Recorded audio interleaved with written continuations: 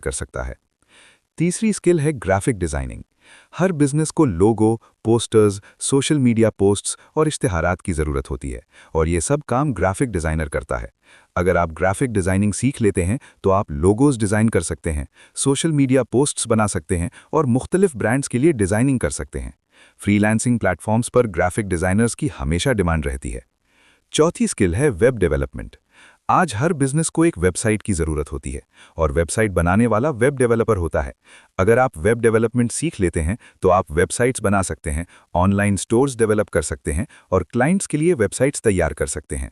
ये एक long term और हाई इनकम स्किल है, और जो लोग इसे अच्छी तरह सीख लेते हैं वो अक्सर कभी बेरोजगार नहीं रहते। अब बात करते हैं मुस्तकबिल की सबसे ताकतवर स्किल की, और वो है एआई स्किल्स। आर्टिफिशियल इंटेलिजेंस तेजी से हर फील्ड में आ रही है। Content writing, video creation, designing और ऑटोमेशन जैसे बहुत से काम